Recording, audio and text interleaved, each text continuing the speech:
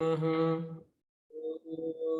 श्री गुरुभ्यो नमः। ओम मातृशक्तये नमः। ओम असतो मा सद्गमय तमसो मा ज्योतिर्गमय मृत्योर्मामृतंगमय।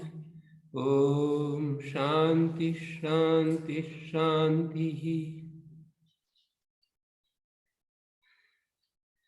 उपनिषद की कक्षा क्रम में 70वीं कक्षा है और प्रश्नोपनिषद की 13वीं कक्षा। चतुर्थ प्रश्न पूरा होता था, उसमें किसी का कोई प्रश्न है पीछे का तो चर्चा की जा सकती है।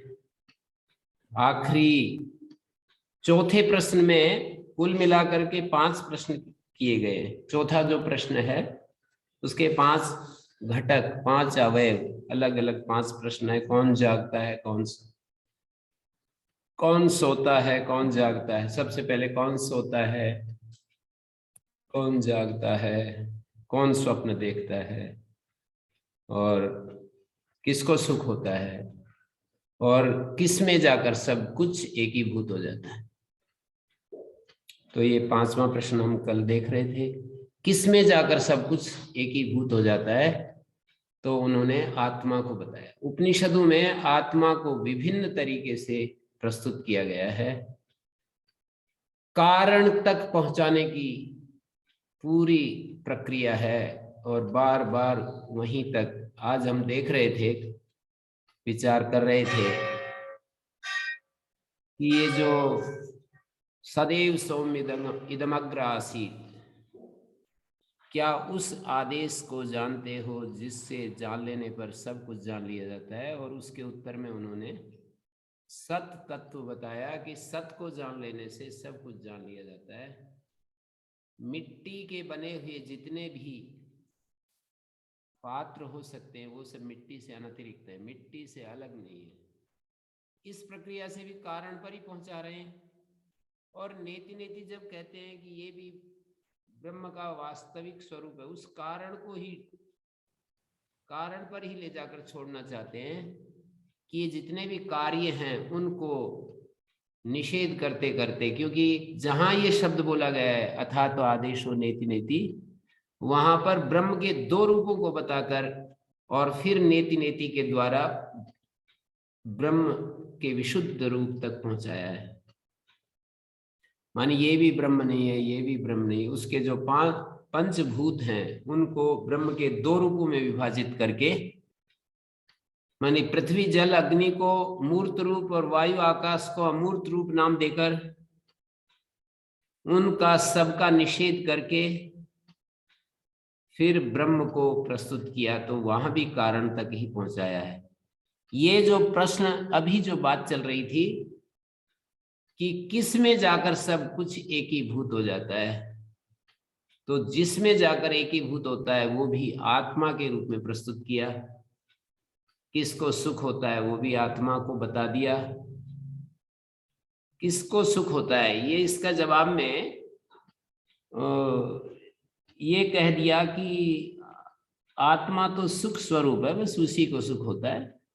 सुख होता क्या है, मतलब वो सुख स्वरूप है, वो प्रकट हो जाता है बस। पर ये जो 5वां प्रश्न है कि वो किसमें जाकर सब कुछ, और इसके उत्तर में ये दिया स यथा सौम्य वयांसी वासो वृक्षम संप्रतिष्ठन्ते एवं है वही तत्सर्वम परे आत्मनि संप्रतिष्ठिते। जैसे पक्षीगण वास के लिए जो वृक्ष होता है उसका आश्रय लेते हैं, ऐसे ही तत्सर्वम वह सब उस परम आत्मा में संप्रतिष्ठित हो जाता है। वह सर्व शब्द से किसको लेना है, ये 8वें मंत्र में, 9वें मंत्र में, इन सब में बता दिया कि वह सर्व क्या है। तत्सर्वम परे आत्मनि संप्रतिष्ठिते। तत्सर्वम क्या है, पृथ्वी, और पृथ्वी मात्रा मानी गंध तन मात्रा। पृथ्वी मात्रा शब्द से गंध तन मात्रा को ग्रहण करेंगे। पृथ्वी और पृथ्वी मात्रा, जल और रस तन मात्रा, आपो मात्रा, रस तन मात्रा, अग्नि और रूप तन्मात्रा, वायु और स्पर्श तन्मात्रा, आकाश और शब्द तन्मात्रा, चक्षु और चक्षु के विषय, स्रोत्र और श्रोत्र के विषय, नासिका और नासिका का विषय जो घ्रातव्य है, रस और रसयितव्य, त्वक और स्पर्शयितव्य, वाक और वक्तव्य, हस्त और आदातव्य, उपस्थ और आनंदयितव्य, पायु और विसर्जयितव्य, पायु और त्यागने योग्य मल आदि होता है, पादौ च गंतव्यम च, मनश्च मंतव्यम च, बुद्धिश्च बोधव्यम च, अहंकारश्च अहंकर्तव्यम च, चित्तम च चेतयितव्यम च। चित्त और चित्त का विषय, अहंकार और अहंकार का विषय, बुद्धि और बुद्धि का विषय, मन और मन का विषय। आखिरी में दो और बोल दिए, तेजस से विद्योतयितव्यम च, जो तेज है हमारी, जो त्वचा के अंदर एक दीप्ति जो होती है, और जो उस दीप्ति के कारण से जो एक प्रकाश महसूस होता है देखने वालों को, विद्योतयितव्य। और प्राणश्च विधारयितव्यम च, ये जो सबको बांध कर रखता है, जैसे कि बृहदारण्यक में पूछा था कि उस सूत्र को जानते हो जिसने सब लोगों को पकड़ रखा है, बिखरने नहीं देता, तो वही प्राण शब्द से यहाँ पर कहा। प्राणस्य विधारयितव्यम च संग्रथनीयम कार्यकरण जातम पारार्थेन संगतम, परार्थ हेतु से जो संगत है, मानी जो भी संगत है वो परार्थ होता है। नाम रूपात्मक एतावदेव, सारा नाम रूपात्मक इतना ही है। किसमें वह सब परे आत्मनि, किसमें जाकर सब कुछ एकीभूत हो जाता है, आत्मा में, परे आत्मनि, उस परम आत्मा में जाकर के, परे आत्मनि, परे आत्मी का स्वरूप हमारे को प्रस्तुत कर रहे हैं। और फिर वो जो पर आत्मा है एक्चुअल में वो ही हमारे अंतःकरण में चैतन्य के रूप में उपस्थित है।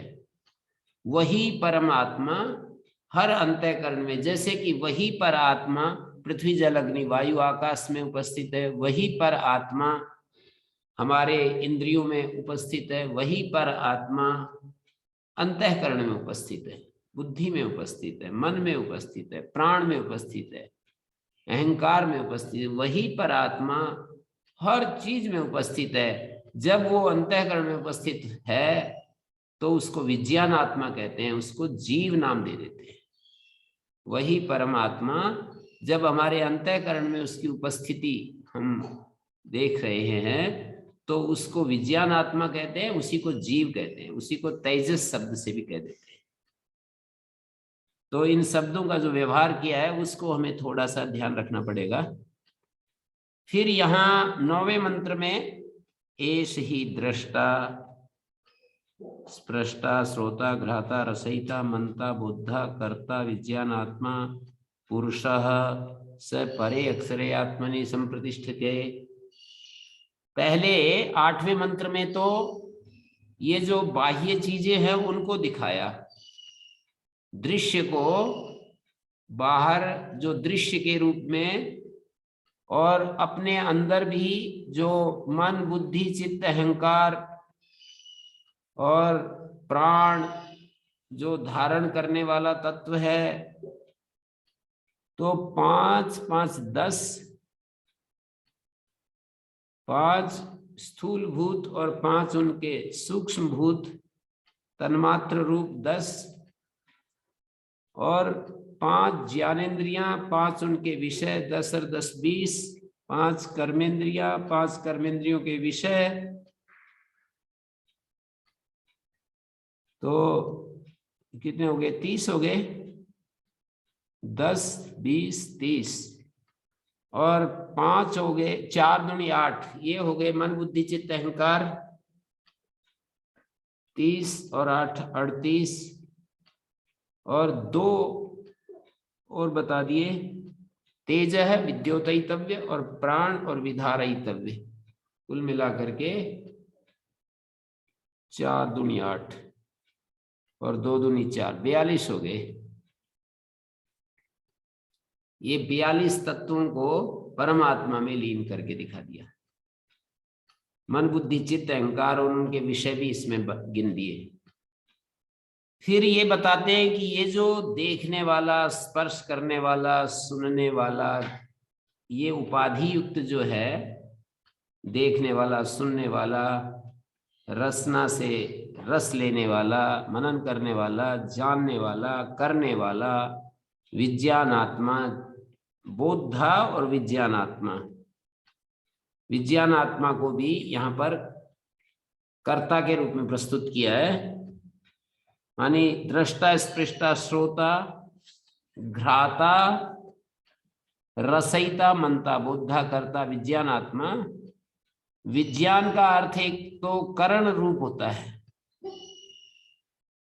विज्ञायते अनेन इति करण भूतम बुद्ध्यादि, इदम तो विजानाति इति विज्ञानम कर्तृकारक रूपम, तदात्मा तत्स्वभाव विज्ञातृ स्वभाव, कार्यकरण संघातोक्तो उपाधि पूर्णत्वात् पुरुषा।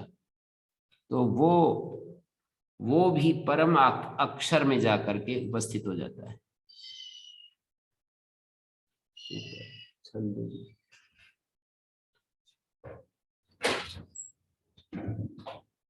तो यहाँ पर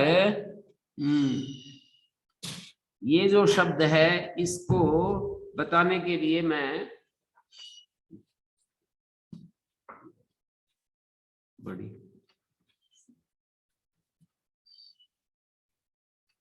तो ये छांदोग्य उपनिषद का भी एक प्रकरण है, उसको मैं बताना चाहता हूं।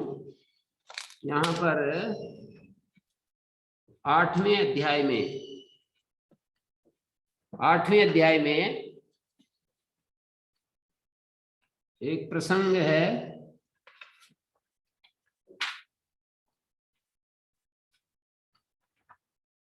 आत्मा के शुद्धतम रूप को बताने के बाद जब प्रजापति इंद्र को समझा रहे और वो आखिरी पर्याय जब सुसुप्ति का भी वर्णन हो गया और उन्होंने कहा कि ये तो ऐसी स्थिति आ गई कि उसका स्वयं का लोप ही हो गया, तब वो उत्तर देते हैं कि सुन लो क्यों लोप हो जाता है। तो उसके शुद्धतम रूप को बताया है यहाँ पर, और शुद्धतम रूप को बताने के बाद फिर एक 2 मंत्र दिए हैं, वो यहाँ एस दृष्टा स्पृष्टा इसके साथ संवादी है। मानी वो कहते हैं शरीराद व्यतिरिक्तम आत्मानम संभाव्य अनंतरम तस्य औपाधिकम दृष्टित्वम, उसके औपाधिक दृष्टित्व को बता रहे। शरीर से व्यतिरिक्त जो आत्मा है उसको ठीक से प्रस्तुत करके, शरीर से अलग उसका जो एक स्वरूप है, बिल्कुल एकदम से शरीर से अतिरिक्त आत्मा की संभावना दिखाकर उसको प्रस्तुत करके उसका औपाधिक दृष्टित्व, मानी अतिरिक्त आत्म संभावना अनंतरियम, अतिरिक्त आत्म संभावना की बात बाद में ये बात कही गई। 2 मंत्र है 8वें अध्याय के 12वें खंड के 4थे और 5वें मंत्र। अथ यत्र एतद् आकाशम अनुविषण्णम चक्षु स चाक्षुष पुरुष दर्शनाय चक्षु।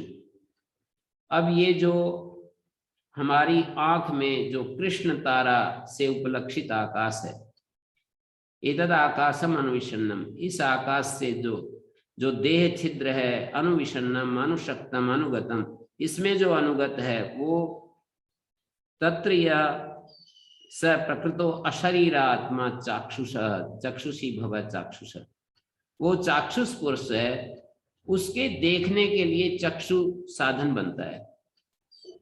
मानिए आंख में दक्षिण अक्षिण पुरुषा ऐसा शब्द का प्रयोग होता है, तो आंख में जो हमारी आंख में जो अनुगत है, अनुशक्त है, अनुगत है, अनुविषण्णम चक्षु, उस आकाशम अनुविषण्णम, आकाशम अनुगतम चक्षु, कृष्ण तारा से उपलक्षित जो आकाश है, उसमें जो चाक्षुष पुरुष है उसके देखने के लिए चक्षु होता है।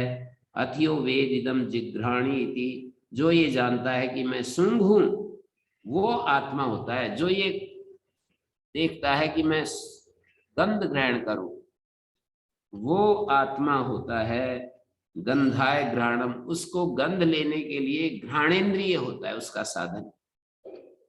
जो ये जानता है कि मैं बोलूं वो आत्मा होता है। यो वेद इदम अभिव्याहराणी, मैं बोलूं, स आत्मा अभिव्याहाराय वाक भवति, उसके बोलने के लिए वाणी साधन बनती है। अथियो वेद इदम श्रृणानि, जो ये जानता है कि मैं सुनूं वो आत्मा होता है, उसके सुनने के लिए श्रोत्रकरण बनता है। जो जानता है कि मनन करूं वो आत्मा होता है। मनोस्य दैवम चक्षु, इसका दैव चक्षु होता है साधन मन। स वा एतेन दैवेन चक्षुषा मनसा, इस दैव चक्षु के द्वारा, मन के द्वारा, एतान कामान पश्यन रमते, इन सब कामनाओं को देखता हुआ रमण करता है। यह इति ब्रह्मलोके, जो ब्रह्मलोक में सारी कामनाएं होती हैं उनको देखता हुआ रमण करता है। तो यहाँ पर इसी तरह के शब्द, जो दृष्टा है, जो घ्राता है, मानी जो ये जानता है कि मैं सूंघ हूं, जिघ्राणी इति स आत्मा, वो आत्मा है। उसको यहाँ पर जो ये 9वां मंत्र पढ़ रहे हैं इसको घ्राता शब्द से कहा है। यहाँ पर घ्राता शब्द से कह दिया, वहां ये कह दिया कि मैं सूंघ हूं वो आत्मा होता है। जो ये जानता है कि मैं गंध ग्रहण करूं वो आत्मा होता है।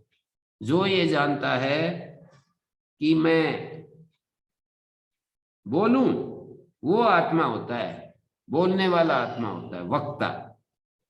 जो ये जानता है कि मैं मनन करूं वो आत्मा होता है, और उसके लिए मन जो है दैव साधन, दैव चक्षु होता है, देखने का आंख होती है, आंतरिक आंख होती है उसकी। जो ये जानता है कि मैं देखूं, मानी ये जो देखने वाला है उसके देखने के लिए चक्षु उसका साधन बनती है। तो ये तो सोपाधिक उसका रूप है, मानी इन उपाधियों से युक्त हुआ हुआ वो देखने वाला होता है, सुनने वाला होता है, चखने वाला होता है, और कर्म करने वाला होता है, जानने वाला होता है, मनन करने वाला होता है। बोधा मानी जानने वाला होता है कि मैं इन वेदांत को जानना चाहता हूं, उपनिषद को समझना चाहता हूं। ये जो है बुद्धि के साथ संयुक्त हुआ हुआ वो बोधा होता है, और कर्म के साथ संयुक्त होकर के वो कर्ता होता है, और विज्ञानात्मा अंतःकरण के साथ युक्त हुआ हुआ वो विज्ञानात्मा पुरुष होता है। से परे अक्षर आत्मा संप्रतिष्ठित है, वो भी उस परम अक्षर आत्मा में प्रतिष्ठित हो जाता है। और फिर इसी तरह से परम एव अक्षरम प्रतिपद्यते स यो है वै तदच्छायम अशरीरम अलोहितम शुभ्रम अक्षरम वेदयते यस्तु सौम्य। हे सौम्य, हे प्रिय दर्शन, परम एव अक्षरम प्रतिपद्यते, उस परम शुद्ध चैतन्य को प्राप्त होता है। स यो है वै तद अच्छायम अशरीरम अलोहितम शुभ्रम अक्षरम वेदयते, जो उस अक्षर को ऐसा ऐसा जानता है, छाया रहित है, शरीर रहित है और लोहित रहित है, वो शुद्ध है, ऐसा ऐसा जो अक्षर को जानता है कि उसमें कोई छाया नाम की चीज नहीं है, छाया रहित है, वो सब ऐषणाओं से हटा हुआ एकत्वविद का फल बता रहे हैं। जो एकत्व को जानता है, परम एव अक्षरम वक्ष्यमाण विशेषणम प्रतिपद्यते, उस परम अक्षर को प्राप्त हो जाता है। ये बात यहाँ पर आगे बता रहे हैं कि स यो है वही तत्सर्वैषणा विनिर्मुक्त, सभी इच्छाओं से विनिर्मुक्त हुआ अच्छायम मानी अंधकार से वर्जित, अशरीरम नाम रूप सर्वोपाधि शरीर वर्जितम, नाम रूप उपाधि जो 3 शरीर हैं उन तीनों शरीरों से जो रहित है उसको अशरीरम, अलोहितम लोहित आदि सर्व गुण वर्जितम, उपलक्षण है लोहित, तो सारे ही जो गुण हैं उनसे वर्जित है। लोहित आदि सर्व गुण वर्जितम यतएव मत शुभ्रम, इसलिए वो शुद्ध है। सर्व विशेषण रहितत्वाद अक्षरम, सारे विशेषणों से रहित हुआ वो अक्षर है। सत्यम पुरुषाख्यम, ऐसा वो सत्य पुरुषाख्य। अप्राणम अमनोगोचरम, वो अप्राण है, अमनोगोचर है, मन का विषय नहीं बनता। शिवम शांतम सबाह्याभ्यंतरम, सबाह्याभ्यंतरम, बाह्य और आभ्यंतर सहित है वो, अज है, ऐसे उसको जो जानता है। विजानाति वेदयते, विजानाति यस्तु सर्वत्यागी सौम्य स सर्वज्ञो न तेन अविदितम किंचित संभवति, उससे कुछ अविदित नहीं रहता है। पूर्वम अविद्या सर्वज्ञ आसीत, पहले तो अविद्या के कारण सर्वज्ञ था, असर्वज्ञ था, अविद्या के कारण असर्वज्ञ था। अब विद्या से अविद्या जब हट गई तो वो सर्वरूप हो जाता है, सर्वज्ञ हो जाता है। सर्वज्ञो भवति सर्वो भवति। अविद्या के कारण से असर्वज्ञ था और परिच्छिन्न था, असर्व था। अविद्या के कारण असर्वज्ञ था, परिच्छिन्न था, दो बातें। तो विद्या के आने से अविद्या हट गई और सर्वज्ञ हो गया, सर्वरूप हो गया। सर्वज्ञो भवति सर्वो भवति। तो यहाँ पर न तेन अविदितम किंचित भवति, पूर्वम असर्वज्ञ आसीत् पुनर्विद्या अविद्या अपनये सर्वो भवति सर्वज्ञो भवति, तत्तस्मिन् अर्थे श्लोको मंत्रो भवति। इसी बात को कहने वाला लास्ट ये मंत्र है। तो यहाँ पर ये परम एव अक्षरम प्रतिपद्यते, ऐसा कहा ना, उस परम अक्षर को प्राप्त हो जाता है जो ऐसा ऐसा उसको जान लेता है। कौन प्राप्त होता है? सोपाधिक जो है, निरुपाधिक अक्षर को प्राप्त हो जाता है। विज्ञानात्मा सह देवैश्च सर्वै प्राणाभूतानि संप्रतिष्ठन्ति यत्र तदक्षरम वेदयते यस्तु सौम्य स सर्वज्ञ सर्वमेवाविवेश। यहाँ पर कहा विज्ञानात्मा, जो विज्ञानात्मा है वो सह देवई, अग्नि आदि देवताओं के साथ, प्राणा चक्षुरादि प्राण, भूतानि पृथ्वी आदि भूतानि संप्रतिष्ठन्ति यत्र, जहां ये सारे जाकर के संप्रतिष्ठित हो जाते हैं, प्रविशन्ति जिसमें प्रवेश कर जाते हैं। कौन कौन हो गए? विज्ञानात्मा भी हो गया, देवों के साथ, सभी देवों के साथ विज्ञानात्मा संप्रतिष्ठन्ति, प्राणा संप्रतिष्ठन्ति, भूतानि संप्रतिष्ठन्ति, सभी देवता अग्नि आदि देवताओं के साथ विज्ञानात्मा प्रतिष्ठित होता है। एक बात होगी पूरी, देवताओं के साथ विज्ञानात्मा प्रतिष्ठित होता है, प्राणा इंद्रियां प्रतिष्ठित होती हैं, भूतानि पंचभूत वो प्रतिष्ठित होते हैं। भूतानि माने पृथ्वी आदि भूतानि। भूतानि शब्द कभी कभी प्राणियों के लिए आता है, जो प्राणी जितने भी प्राणी हैं उनके लिए, और कभी कभी पृथ्वी आदि के लिए।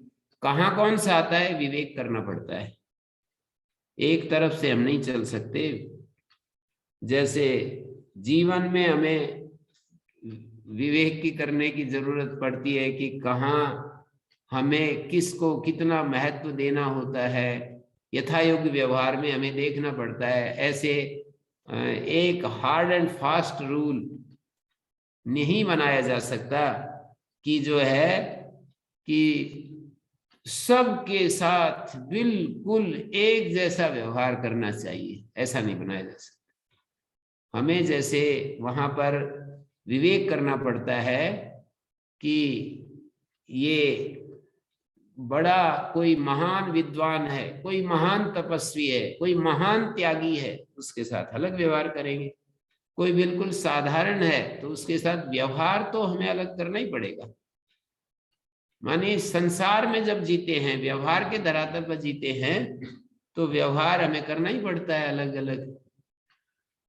जब हम बिल्कुल व्यवहार से अलग हो जाएं और हमें कुछ लेना देना नहीं, कुछ सेवा आदि कार्य नहीं करना, और हम बिल्कुल एकांत में हैं और जो भी आ रहा है उसको एक समान दृष्टि से हम देखते चले जा रहे हैं, ना उनको भोजन की पूछते हैं, ना हम उनसे अन्य कुछ अपेक्षा करते हैं, और हम भी उसको कुछ दूसरी चीजें केवल अपने प्रेम मात्र को हम उन्हें देना चाहते हैं, तो ऐसी स्थिति में हो सकता है। पर जैसे कि सामान्य रूप से लोग संस्था चलाते हैं, उसमें बहुत सारे लोग होते हैं जो एक एक व्यक्ति ने बहुत अपना योगदान दिया हुआ होता है, एक एक व्यक्ति ने बहुत त्याग किया हुआ होता है।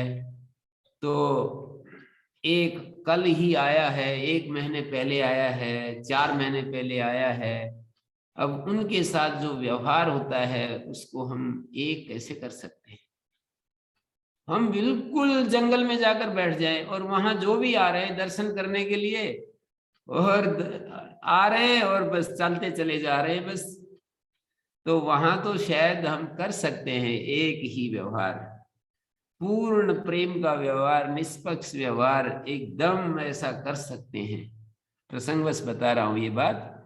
लेकिन हम किसी बहुत सारे एक उसमें तंत्र में हैं, सहयोग लेते हैं तो फिर सहयोग देना भी पड़ेगा। बहुत सहयोग लेते हैं तो फिर उनके साथ थोड़ा सा अलग हट करके व्यवहार भी करना पड़ेगा।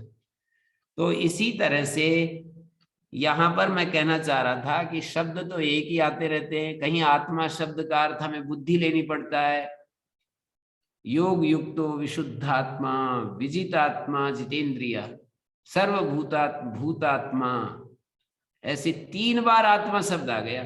योग युक्तो विशुद्धात्मा, यहां पर आत्मा शब्द का अर्थ बुद्धि करेंगे, विशुद्ध बुद्धि वाला। विजितात्मा, यहाँ आत्मा शब्द का अर्थ देह करेंगे, जितेंद्रिय। फिर आगे सर्वभूतात्मा, भूतात्मा, यहाँ आत्मा शब्द का शुद्ध प्रत्यक आत्मा करेंगे, सब भूतों का, सर्वभूतानाम सर्वेषां भूतानाम आत्मभूता, आत्मा यस्य, आत्मा का मतलब प्रत्यक चेतन, तो यहाँ आत्मा शब्द का शुद्ध चैतन्य अर्थ करेंगे। एक ही शब्द अलग अलग प्रसंग में आता हुआ अलग अलग अर्थों को देता है। यहां पर भी देखिए, मैं कह रहा था कि विज्ञान आत्मा स देवैश्च सर्वै, सारे देवों के साथ विज्ञान आत्मा, प्राण, भूतानी, भूत शब्द को मैंने कहा, भूत के ऊपर बात चलाई कि भूतानी का अर्थ प्राणी भी करते, भूत का मतलब पृथ्वी आदि भी करते। कहीं प्राणी कर लेना अर्थ लेना पड़ता है, कहीं पर पृथ्वी आदि अर्थ लेना पड़ता है। प्रसंग के अनुसार हमें देखना पड़ता है, ध्यान देना पड़ता है, विचार करना पड़ता है कि यहाँ कौन सा अर्थ ठीक बैठेगा। यस्मिन् सर्वाणि भूतानि आत्मा एव भूत विजानता, तत्र को मोहा कैशोका एकत्वम अनुपश्यता। यजुर्वेद के इस मंत्र में यस्मिन् सर्वाणि भूतानि, भूत शब्द से प्राणी लेना पड़ेगा। यस्तु सर्वाणि भूतानि आत्मन्नेवानुपश्यति, सर्वभूतेषु चात्मानम, यहाँ प्राणी लेना पड़ेगा। तो ऐसे हमारे को प्रसंग के अनुसार शब्दों के अर्थ तक पहुंचना होता है। यहां भूतानी शब्द का अर्थ पृथ्वी आदि लेना पड़ेगा। तो देवताओं के साथ विज्ञानात्मा, एक बात हो गई, सभी देवताओं के साथ विज्ञानात्मा। प्राणः, वाग आदि जो प्राण है, चक्षुर आदि जो प्राण है, इंद्रिय, बहुवचन प्राण शब्द इंद्रियों का वाचक होता है। और भूतानी, पृथ्वी आदि भूत, यत्र संप्रतिष्ठन्ति, जिसमें संप्रतिष्ठित होते हैं, तदक्षरम वेदयते यस्तु सौम्य, हे सौम्य, उस अक्षर को जो जानता है, यस्मिन् अक्षरे तद अक्षरम वेदयते यस्तु सौम्य, हे प्रिय दर्शन, उस अक्षर को जो जानता है, स सर्वज्ञ भवति, वो सर्वज्ञ होता है, सर्वम एव आविवेश, और वो सब में प्रवेश, मानो कि सब में प्रवेश कर गया है, सर्वज्ञ होकर सभी में प्रविष्ट हो गया है वो। तो शेखर जी बोलिए, अब ये दोबारा एक बार हमने कर दिया है। जी गुरु जी प्रणाम। गुरु जी, जो हमारा इसमें 9वें मंत्र में भी और 11वें में भी जो ये विज्ञानात्मा पुरुष है, तो यहाँ एक अक्षर और अक्षरात्मा, तो इसमें दो एक चैतन्य, तो दोनों एक ही है गुरु जी। अब मन को, बुद्धि को, तो उस उपाधि को तो उन्होंने अलग ले लिया, अब विज्ञान आत्मा और अक्षर आत्मा में अलग अलग क्या हुआ ये नहीं समझ में आ रहा गुरु। विज्ञानात्मा में उपाधि है, अंतःकरण उपाधि है, और अक्षर में कोई उपाधि नहीं है, ऐसा देखना पड़ेगा। एक उपाधि युक्त है, एक निरुपाधिक है। तो जिसमें ये सब कुछ प्रतिष्ठित होता है, जिसमें ये प्रवेश करते हैं, वो सब अक्षर है। संप्रतिष्ठन्ति यत्र यस्मिन् अक्षरे एतत् सर्वं संप्रतिष्ठते। जिस अक्षर में ये सब कुछ प्रतिष्ठित होता है, वो जिस अक्षर में संप्रतिष्ठित होता है उस अक्षर को जो जानता है, माने निरुपाधिक ब्रह्म को जो जानता है, ब्रह्म की सर्वत्र व्याप्ति को जो जानता है, ब्रह्म की नित्यता को जो जानता है, ये दो बात, सर्वदा और सर्वत्र। सर्वदा जो जानता है, सर्वत्र जो जानता है ब्रह्म को, तो वो सर्वज्ञ हो जाता है, और वो सब में सबके साथ एकीभूत हो जाता है। सर्वमाविवेश का मतलब जो सर्व शब्द से ये पूरा प्रपंच है ना, इसके साथ सब में प्रवेश कर गया। जैसे परिच्छिन्नता उसकी समाप्त हो गई। जैसे अभी हम अपने को इस शरीर तक ही मानते हैं कि शरीर से आगे हमारी कोई सत्ता नहीं है। ये हमारा जो शरीर दिखाई दे रहा है, इससे आगे हमारे को कुछ, हमारा अपना कुछ नहीं है, निज अपना कुछ नहीं है। लेकिन ऐसा जो उस अक्षर को जानता है, सर्वज्ञ होकर के सर्वमेवाविवेश, सब में प्रवेश कर जाता है। परिच्छिन्नता नाम की चीज नहीं रहती, अपरिच्छिन्न हो जाता है, सर्वरूप हो जाता है। जैसे कि वो सर्वभूतात्म भूतात्मा, अभी मैं श्लोक बोल रहा था, सर्वभूतों का, सब प्राणियों का आत्मभूत है प्रत्यक्ष चेतन जिसका। माने जैसे मेरा प्रत्यक्ष चेतन है, ऐसे ही सभी भूतों, सभी प्राणियों का प्रत्यक्ष चेतन एक ही, ऐसा समझ जाता है।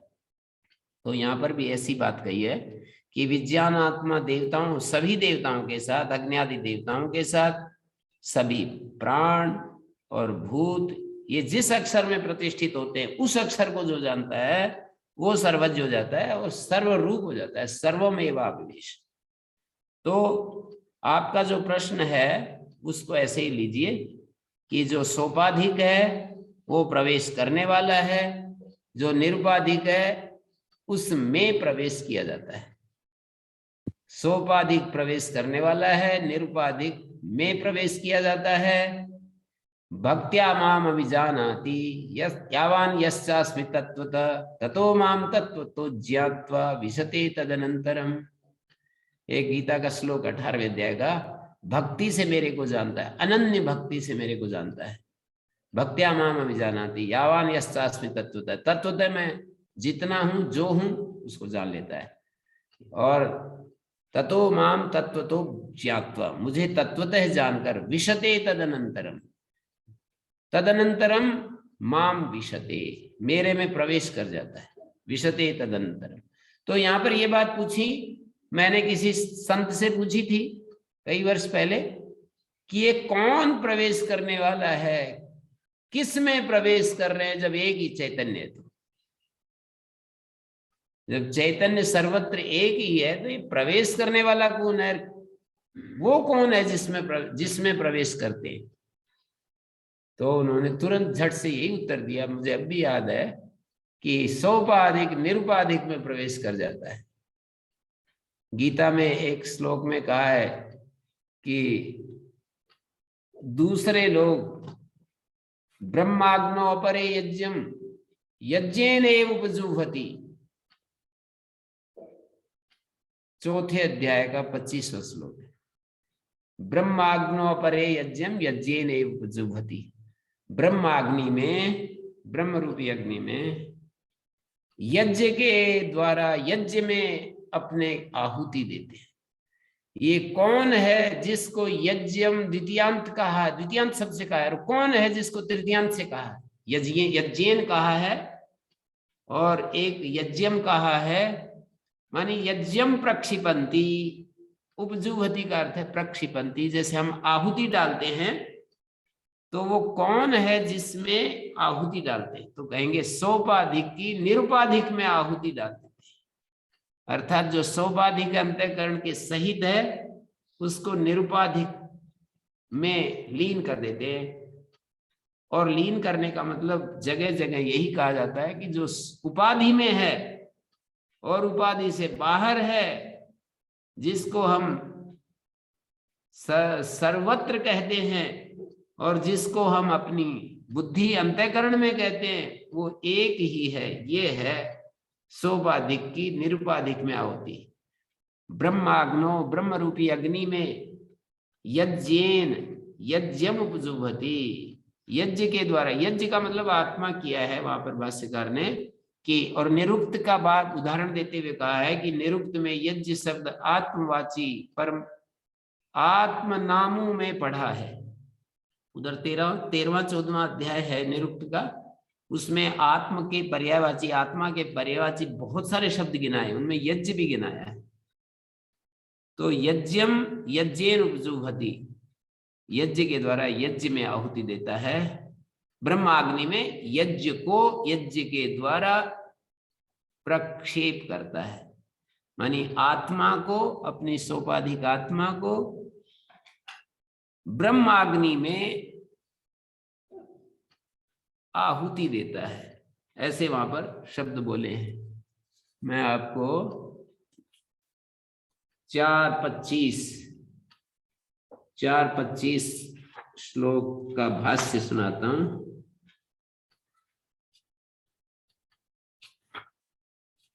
ये कह रहे हैं, ब्रह्माग्नो यज्ञम ब्रह्म च तदग्निश्च स होमाधिकरणत्व विवक्षा। ब्रह्माग्नि, होम का अधिकरण यहाँ विवक्षित है। ब्रह्म रूप अग्नि, तस्मिन ब्रह्माग्नो अपरे, दूसरे, मानी ब्रह्माग्नि क्या है ये। यहाँ 25वें श्लोक में कहा कि दैवम एवं परे जिन योगिना परिपास्ते, जो कर्म योगी लोग हैं वे दैवम एव यज्ञेन, दैवमेव देवा यज्ञन्ते यज्ञेन, जिस यज्ञ के द्वारा देवों का यजन किया जाता है वो दैव यज्ञ कहलाता है। मानी जो हम अग्निहोत्र आदि करते हैं, देवताओं का यजन किया जाता है जिस यज्ञ के द्वारा, वो दैव यज्ञ है। तो दैवमेव परे यज्ञम, उस दैव यज्ञ को योगी लोग पूरा किया करते हैं। और फिर बोले ब्रह्माग्नौ सत्यम ज्ञानम अनंतम ब्रह्म विज्ञानम आनंदम ब्रह्म यत् साक्षात अपरोक्षात ब्रह्म, यह आत्मा सर्वांतरा इत्यादि वचनों से जो ब्रह्म का स्वरूप बतलाया। अस्नायादि सर्व संसार धर्म वर्जितम नेति नेति, नेति नेति के द्वारा जिसका बखान किया। अदृश्यम अव्यवहार्यम अलक्षणम आदि निषेधवाचक शब्दों से जिसको कहा। निरस्त अशेष विशेषम, जिसके सारे की सारी विशेषताएं हटा दी गई, उसको ब्रह्म कह रहे हैं। ऐसे उसको ब्रह्म कह रहे हैं। ब्रह्म च तदग्निश्चय, होम का अधिकरण ब्रह्माग्नि, उस ब्रह्माग्नि में ब्रह्म ज्ञानी यज्ञम, यज्ञ शब्द वाच्य आत्मा, आत्म नाम सु यज्ञ शब्द से पाठ, आत्म नाम में यज्ञ का पाठ किया है। तम आत्मानम यज्ञम परमार्थतः परमेव ब्रह्म संतम, परमार्थतः वो जो परमार्थतः वो ब्रह्म ही है। बुद्धियादि उपाधि संयुक्तम अध्यस्त सर्वोपाधि धर्मकम आहुति रूपम, जो बुद्धि इत्यादि उपाधियों से संयुक्त है और सारी उपाधियां जिसमें अध्यस्त हो गई, अध्यस्त सर्वोपाधि धर्मकम आहुति रूपम यज्ञेन आत्मना एव उक्त लक्षणेन, आत्मना एव उक्त लक्षणेन उपजुभति प्रक्षिपन्ति। सोपाधिकस्य आत्मनो निरुपाधिकेन पर ब्रह्म स्वरूपेण वे दर्शनम, सोपाधिक आत्मा का निरुपाधिक पर ब्रह्म स्वरूप में जो दर्शन है वही वो उसमें होम कहा है। तम कुर्वन्ति ब्रह्मात्म एकत्व दर्शन निष्ठा। जैसे उपनिषदों का बार बार भाष्यकार एक बात कहते हैं कि भाई अनुबंध चतुष्टय में विषय क्या है और प्रयोजन क्या है। मतलब अधिकारी क्या है, शास्त्र का, और अधिकारी का संबंध क्या है, विषय और प्रयोजन का अधिकारी संबंध, ये संबंध क्या है, दो दो चीजों के संबंध को संबंध शब्द से कहा है। अधिकारी क्या है, शास्त्र पढ़ने का, उपनिषद पढ़ने का अधिकारी कौन है, तो कहेंगे अधिकारी वो है जो जिज्ञासु है, अधिकारी वो है जो दुख संसार में सुख की बिल्कुल इच्छा नहीं बची, संसार में उसको कोई सुख नहीं चाहिए बस, ऐसा व्यक्ति, और जिसने अपने भीतर शास्त्र के द्वारा नित्यानित्य विवेक को समझ लिया है कि ये चीजें नित्य हैं, शास्त्र की दृष्टि को जिसने पकड़ लिया है कि ये नित्य है, ये नित्य है, और संसार में कहीं भी उसको सुख नहीं दिखाई देता, और मुमुक्षा इतनी तेज बढ़ी हुई है कि उसको मुमुक्षा के बिना और कुछ कहीं भी अच्छा नहीं लगता है। कुछ बात करता है, मुमुक्षा के अतिरिक्त कोई बात होती है तो कोई रस नहीं आता, उसको भार सा लगता है। और जो श्रद्धा आदि 6 संपत्तियों से युक्त है, समदम तितिक्षा श्रद्धा समाधान आदि 6 संपत्तियों से युक्त है, ऐसा व्यक्ति अधिकारी है। और अधिकारी और विषय का जो एक संबंध होता है, विषय और प्रयोजन के बीच में भी एक संबंध होता है, शास्त्र और विषय का भी एक संबंध होता है, उस पर मैं ज्यादा विचार नहीं कर रहा हूं, एक अलग बात कह रहा हूं। विषय क्या है?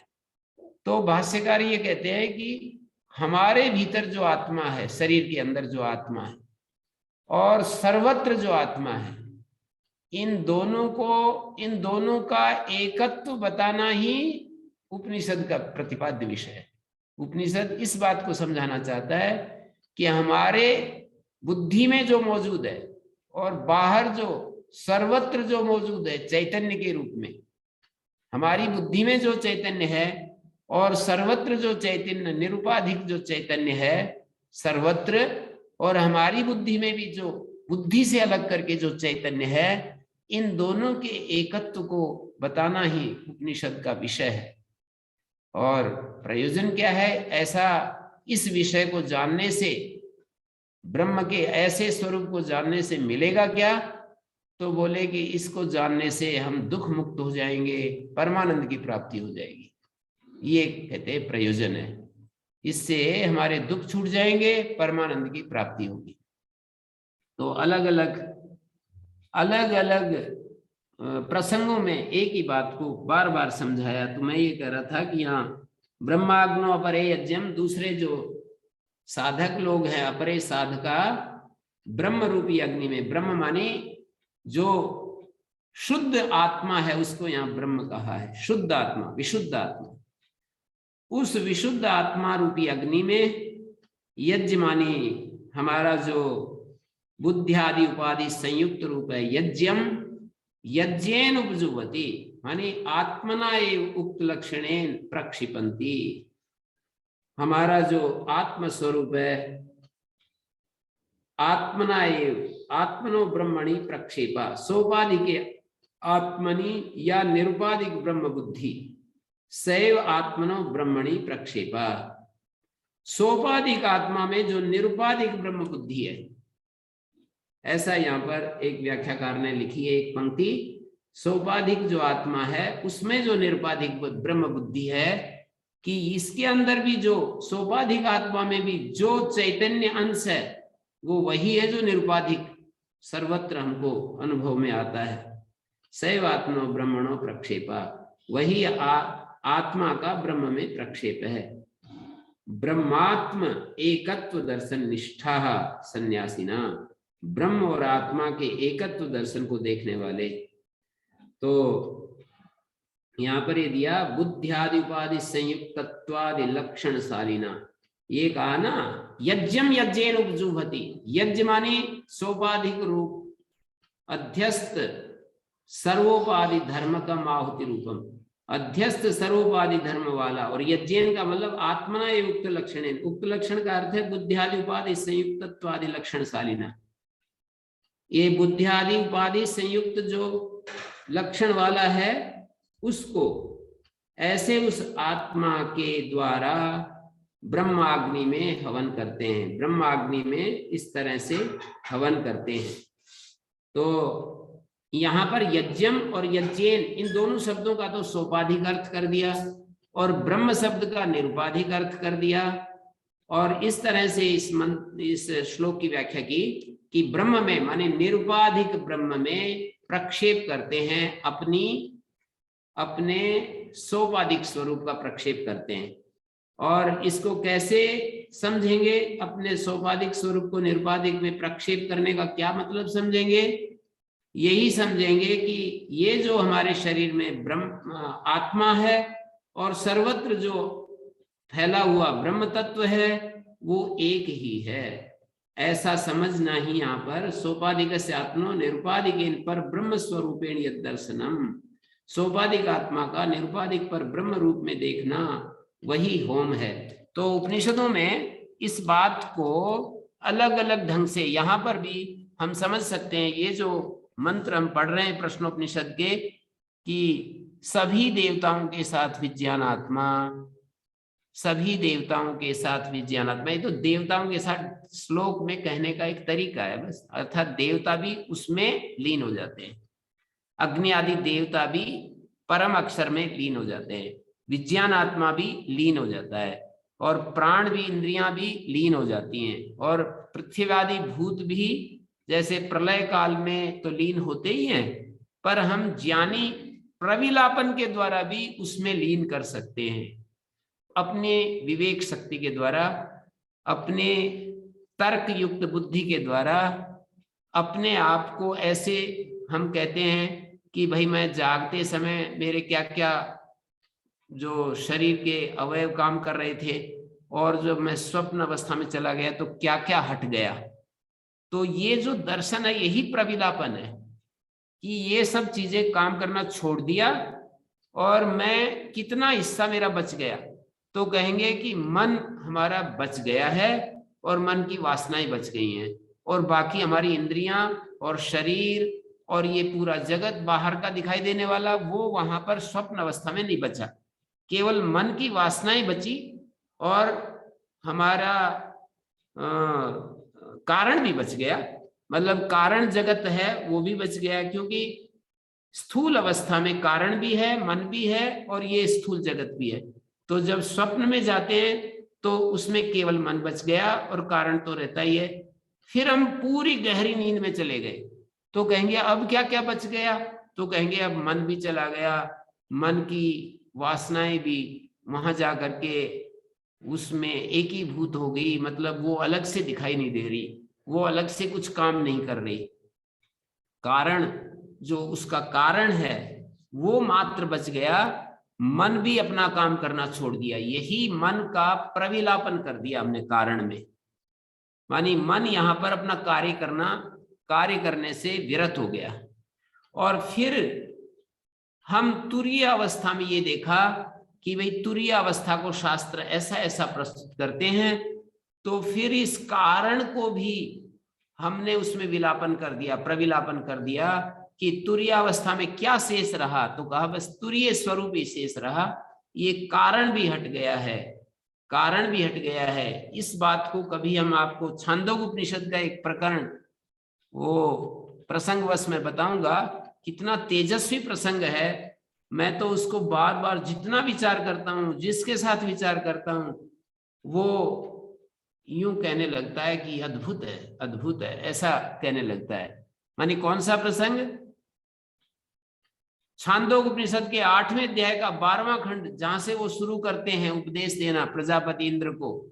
5 वर्ष की अवधि और मांगी कि केवल 5 वर्ष मेरे पास रहो, मैं आपको वो बात भी बता दूंगा, वो जो तुम्हारी प्रॉब्लम है कि यहां तो ऐसी स्थिति बन गई सुसुप्ति अवस्था में कि वो अपने आप का ही विलोप हो गया है, वो जानने वाला अपने आप को भी नहीं जान रहा है। तो वहां से वो शुरू करते हैं कि क्या कारण है कि वो अपने आप को नहीं जान रहा है, वो मैं तुम्हें बताता हूं, सुन लो ध्यान से। तो वो कभी मैं फिर सुनाऊंगा। वहां पर भी यही बात बताया है कि आत्मा का जो तुरीय स्वरूप है, माने कारण से भी अतीत जो तुरीय स्वरूप है, उसको हम उपनिषदों की भाषा में बार बार घुमा घुमा करके हम विचार कर रहे हैं। ये इसको कहते हैं श्रवण कर रहे हैं, मनन कर रहे हैं। और निधिध्यासन तो निश्चय होने के बाद, मनन के बाद, मनन माने निश्चय करना, मनन के बाद निधिध्यासन का मतलब होता है बस उसी ध्यान में सदा सदा के लिए स्थिर हो जाना। तो ये निधिध्यासन कि श्रवण मनन निधिध्यासन की प्रक्रिया है। श्रवण से असंभावना दोष दूर होता है, मनन से जो है श्रवण मनन निधिध्यासन 3 से 3 दोष जो होते हैं वो हट जाते हैं। अभावना दूर होती है। अभावना प्रमाण विषयक जो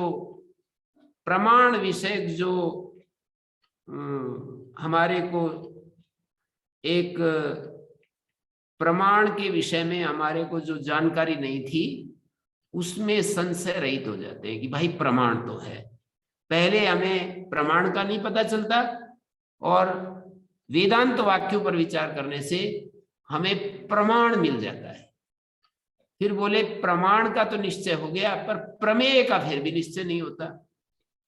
तो बोले युक्ति तर्क और इन सब को लगाने से प्रमेय का भी निश्चय हो जाता है। बोले प्रमेय का तो निश्चय हो गया पर विपरीत भावना तो फिर भी नहीं गई। शरीर को हम अपना स्वरूप जो समझते हैं ना वो तो अब भी नहीं हटा। तो बोले वो तो निधिध्यासन से ही हटेगा, वैसे नहीं हट सकता। मानी बस जो निश्चय हो गया उस पर बस लंबे समय तक निरंतर उसी में स्थिर बने रहना, तो वो जो है चित्त शुद्ध होने के बाद स्थिर रह सकते हैं। नहीं तो हमारी कामनाएं हमको खींच लाती हैं और फिर लगा देती हैं। तो प्रक्रिया उसकी यही है, सबसे पहले हम कर्मयोग की साधना करें, सेवा करें, निष्काम होकर के अपना तन मन धन अपने पास जो कुछ है उस सबको लगा दें, कुछ बदले में चाहे नहीं। कर्म योग का अनुष्ठान करने से हमारी पृष्ठभूमि तैयार होती है और पृष्ठभूमि तैयार होती है, मन हमारा स्थिर होने लगता है। उसके बाद ज्ञान निष्ठा की योग्यता आ जाती है। कर्मयोग का अभ्यास करें, ज्ञान निष्ठा की योग्यता आने के बाद अगला जो स्टेप होता है वो कर्मों में कर्तृत्व का त्याग करें। कर्मों में जो कर्तृत्व बना रहता है उसका त्याग करें। उसके बाद अगला जो एक स्टेप आता है वो ज्ञान में स्थिर हो जाते हैं। शरीर से अलग अपना जो आत्म स्वरूप है उसमें स्थिर हो जाते हैं। उपनिषदों को ऐसा हमें देखेंगे तो कितना इसमें संतोष महसूस होगा। ये तो मैकेनिज्म है।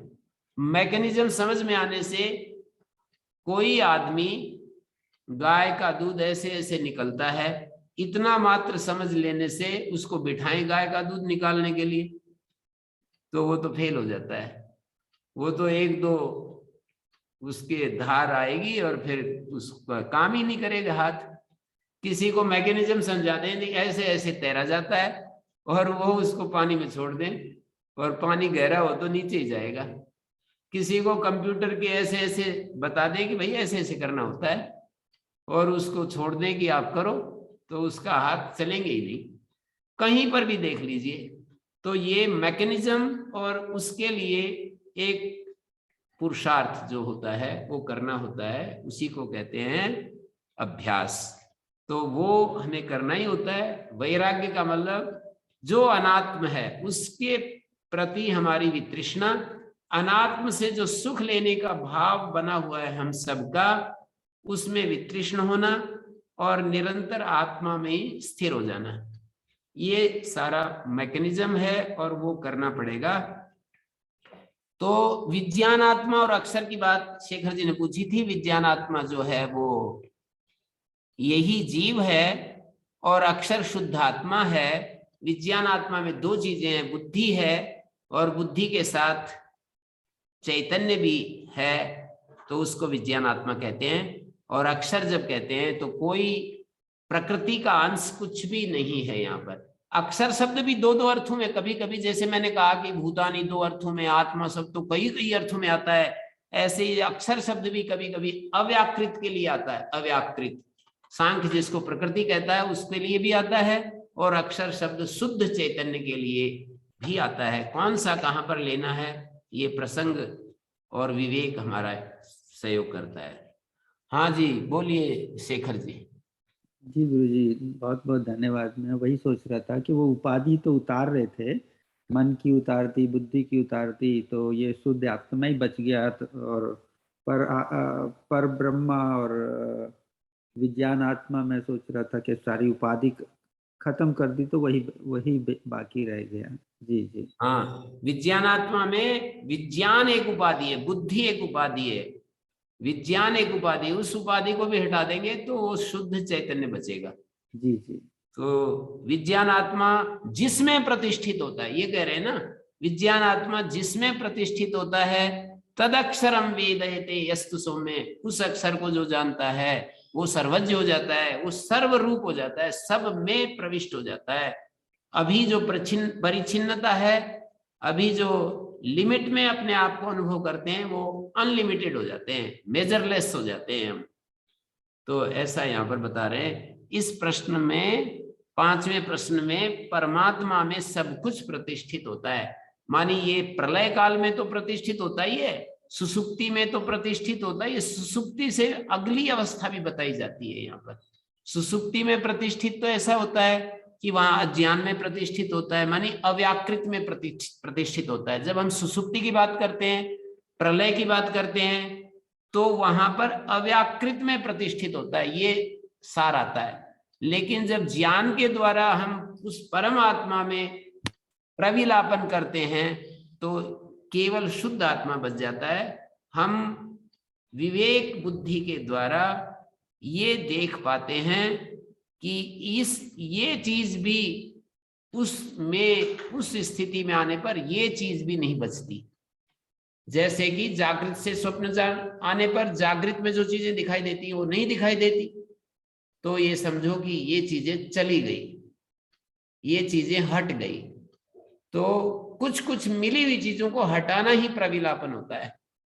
तो एक शुद्ध आत्मा में ये सारी चीजें शुद्ध आत्मा से आती हैं। शुद्ध आत्मा में बृहदारण्यक में कहा है कि ये अव्याकृत जो जगत प्रकृति है ये किसमें ओतप्रोत है, तो उसमें उत्तर दिया कि उस अक्षर में, शुद्ध चैतन्य में ओतप्रोत है।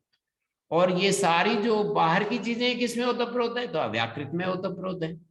जैसे सूर्य, चंद्रमा, धरती, आसमान, ये किसमें ओतप्रोत है, तो कहेंगे अव्याकृत में ओतप्रोत है।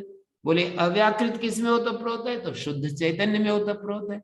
तो यही प्रक्रिया यहाँ पर समझाई गई है कि एक शुद्ध चैतन्य ही सब चीजों का आधार बना हुआ है और सारी चीजें आधेय के रूप में।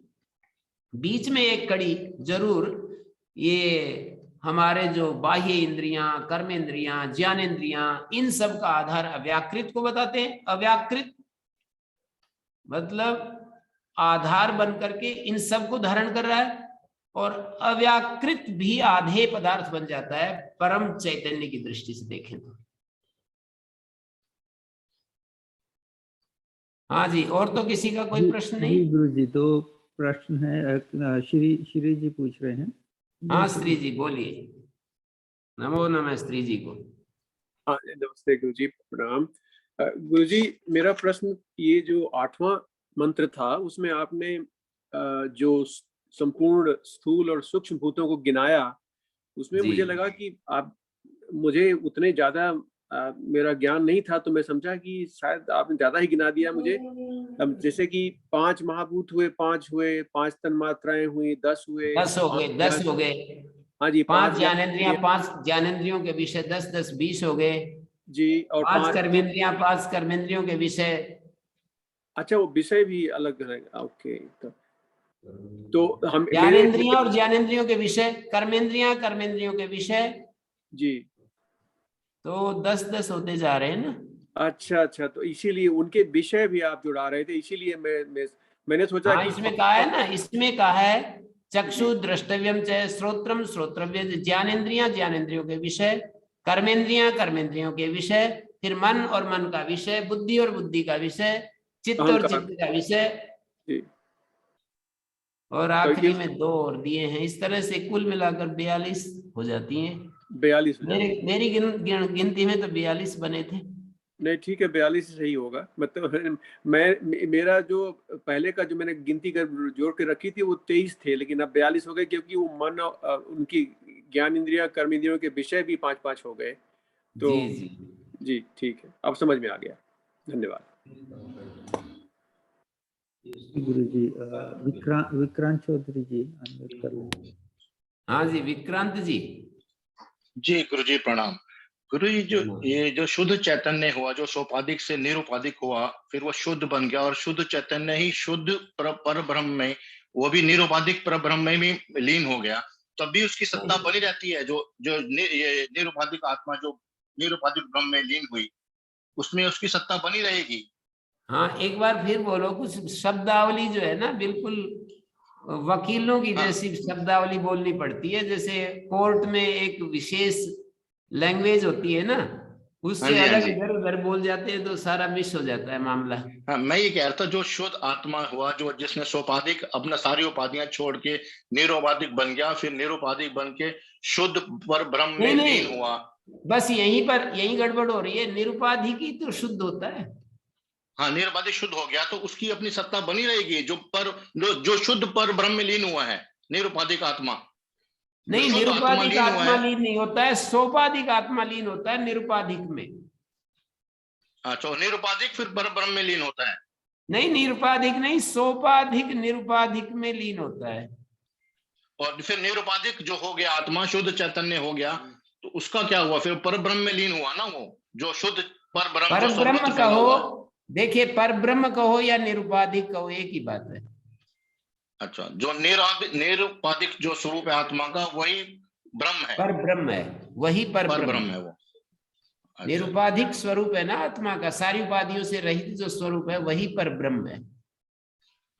बट वो तो आत्मा तो पर ब्रह्म से थोड़ा सा नीचे ही रहता है, उसका सत्ता तो थोड़ा नीचे ही है, उसकी शक्ति सामर्थ्य तो नीचे ही है।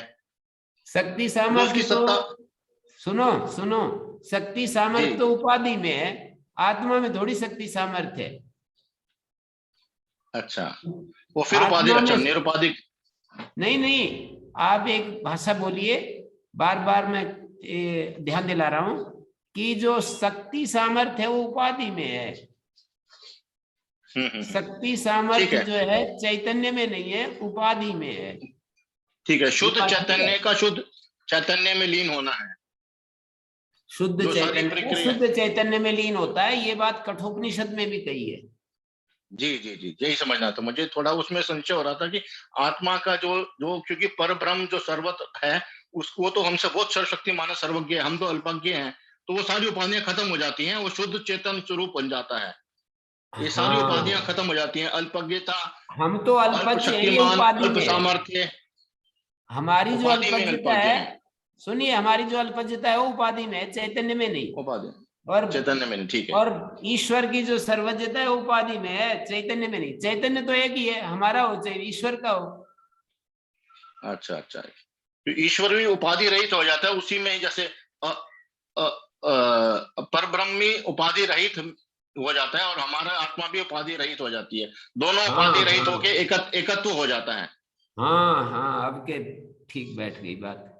ठीक है स्वामी जी, धन्यवाद।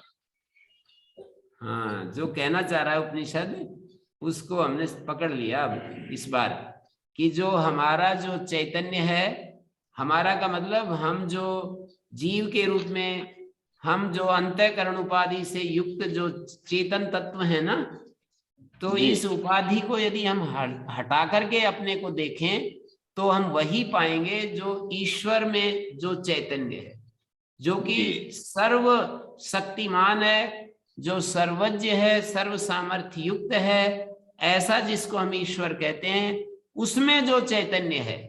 और हम जीव में जो अल्पज्ञता, अल्प शक्तिमान है और ये सारी बातें हैं ना, इसमें जो चैतन्य है, इन दोनों चैतन्यों का एकत्व ही हमें यहाँ पर समझना होता है। जी, बहुत बहुत धन्यवाद गुरु जी, बहुत सब स्पष्टता हो गई, बहुत अच्छा, धन्यवाद जी। गुरु जी एक अनिल जी का ले लेते हैं लास्ट प्रश्न। अनिल जी। हाँ, अनिल जी बोलिए। ओम नमस्ते आचार्य जी। जी आचार्य जी, मेरा प्रश्न ये है कि जैसे आज आपने 4 सोपानों का जिक्र किया था, वो श्रवण, मनन, निधि, ध्यान और आत्म साक्षात्कार वाले, उसमें मतलब जो श्रवण पहला ही जो है, उसकी गुणवत्ता का आधार क्या है? मतलब कैसे हम उसको, उसमें क्या गुण मिलेंगे, क्या हमारे को मिलेगा? नहीं, मतलब श्रवण जो होता है उसमें सांसों को भी रोक कर बात सुने आचार्य की, या मतलब उसका गुणवत्ता का आधार क्या है, मैं ये पूछना चाह रहा था। गुणवत्ता कैसे आएगी हमारे में? ऐसा सांस रोकने की बात नहीं है, ध्यान एकाग्र करने की बात है। सांस तो अपने आप रुकेगा जब ध्यान से हम सुनेंगे। तो रोकने का काम तो अलग, एक प्राणायाम करोगे तब हो जाएगा। अभी तो आप केवल सुनने में केंद्रित हो जाएं तो वो सांस अपने आप धीमा पड़ जाएगा, तो उसको श्रवण कहते हैं। शास्त्र वचनों को सुनने का नाम श्रवण है, और उससे अभावना प्रमाण विषय जो हमारे को संशय होते हैं या प्रमाण विषय जो अज्ञान होता है वो समाप्त हो जाता है। प्रमाण विषय जो अज्ञान है, संशय है, वो दूर हो जाता है श्रवण से। हम ये कहने लगते हैं कि भाई इन चीजों के लिए प्रमाण तो है, और प्रमाण का मतलब सत्य ज्ञान का साधन। हम ये कहने लगते हैं कि भाई प्रमाण तो है इन चीजों के लिए, ऐसी बात नहीं है कि ये बिना प्रमाण की चीजें हैं। पर प्रमाण विषय निश्चय होने मात्र से आत्मा जो प्रमेय है उसका निश्चय करने के लिए, क्योंकि दूसरी विरोधी बातें बीच में अनेक चलती रहती हैं। कोई कहता है कि आत्मा का ये स्वरूप है, कोई कहता है ये है, कोई कहता है ये है, मतलब 10 प्रकार के विचार आत्मा के बारे में आते रहते हैं। तो एक निश्चय करने के लिए हमें कठिनाई हो जाती है, तो वो मनन के द्वारा दूर होता है। प्रमेय का निश्चय हो जाता है मनन के द्वारा, और फिर विपरीत भावना जो है निधिध्यासन से चली जाती है। शरीर को हम जो अपना स्वरूप समझते हैं वो निधिध्यासन से चली जाती है। हाँ जी, बहुत अच्छा है। और कोई? जी गुरुजी। सीमा जी आप, समिता जी आप पूछ रहे थे बार बार, अभी हैं तो आप अनम्यूट कर लें। जी नमस्कार गुरुजी। जी गुरुजी, ये विषय जब पढ़ते हैं तो ऐसा लगता है कि जो पिपलाद ऋषि है उन्होंने तो जैसे कोई एक रूम है और उसमें ये चीज यहाँ रखिए, ये चीज यहाँ रखिए, इसका एक मैकेनिज्म है, इतनी सहजता से चीजें बताई है, लेकिन बिना मानसिक खुद की अनुभूति के उन चीजों के बारे में बिना समझे कैसे कोई प्रश्न उठा सकते हैं। और दूसरा, जब मैं पढ़ रही थी, इतना स्वच्छ है सारी चीजें, लेकिन फिर भी अनुभूति में तो नहीं आ पा रही है। और क्या वर्तमान में अनुभूति में इसलिए नहीं आती, अभी देखो कि हम अभी और थोड़ा अधिकारी बनने की कोशिश करेंगे ना तो अनुभूति में भी आ जाएंगे। हमारा मन जैसे कहीं पूरा का पूरा उसके ऊपर केंद्रित नहीं हो पाता है जो कहा जा रहा है उसके ऊपर, तो इसलिए अनुभूति में नहीं आती। अनुभूति के लिए हमारे को थोड़ा और पात्रता के लिए कोशिश करनी पड़ेगी, और कर्मयोग, निष्काम सेवा, कर्मयोग, अपेक्षाएं कम करना, दूसरों से जो अपेक्षाएं होती हैं उनको घटाना, कर्म फल की जो इच्छा होती है उसको थोड़ा कम करना, और एक्सेप्टेंस को जीवन में लाना, स्वीकार करना, और no judgement, no demand, no comparison, no desire, इन सब छोटे छोटे सूत्रों को थोड़ा एप्लीकेशन चाहिए। तो धीरे धीरे फिर वो भूमि तैयार हो जाएगी। जैसे हम दूसरों के बारे में निर्णय देते रहते हैं, दूसरों के बारे में सोचते रहते हैं, इच्छाएं करते रहते हैं, अननोइंगली बहुत सारी इच्छाएं होती रहती हैं। तो थोड़ा भूमि तैयार करेंगे, और भूमि तैयार हो जाएगी तो फिर ये जो कहा जा रहा है ना, ये तो यूं कहना चाहते हैं कि केवल श्रुति के द्वारा ही आत्मज्ञान होता है, अन्य प्रमाण से होता ही नहीं है। और हमारा अनुभव ये कहता है कि जी ये शब्द तो सुनते रहते हैं, कुछ होता नहीं। और इनकी प्रतिज्ञा ऐसी है कि एक अन्य प्रमाण, प्रत्यक्ष, अनुमान आदि से आत्म विषयक ज्ञान नहीं होता है, आगम से ही होता है केवल मात्र। और आगम तो शब्द रूप होता है, और ये हमको कुछ कहता है कि तत्वमसि, अहम ब्रह्मास्मि, प्रज्ञानम ब्रह्म, और हमारे को तो कुछ हलचल होती नहीं, बीत ये क्या बोलते, सुनने के बाद भी वैसे ही रहते हैं। तो इसका मतलब अभी थोड़ा सा और हम कोशिश करेंगे, धैर्य रखेंगे, हम अपना अवमूल्यन भी ना करें और अधिमूल्यन भी ना करें। ओवर इवेल्युएशन, अंडर इवेल्युएशन, जो दोनों चीजें हैं ना, ये अभिमान के अंतर्गत आती हैं। और अंडर इवेल्युएशन और ओवर इवेल्युएशन से अपने आप को मुक्त करके रहेंगे तो स्वाभिमान बन जाएगा वो। तो हम थोड़ा सा स्वाभिमान में जीना शुरू करें। और मैं भी, इंक्लूडिंग मी आल्सो, ऐसा नहीं है कि मैं आपको उपदेश दे रहा हूं और आप नीचे खड़े हैं और मैं आपको कुछ बता रहा हूं। हम सभी एक जैसे ही हैं, हम सबको ऐसा ही करना है। जी गुरुजी, बहुत बहुत धन्यवाद। धन्यवाद गुरुजी। ओम शांति शांति शांति।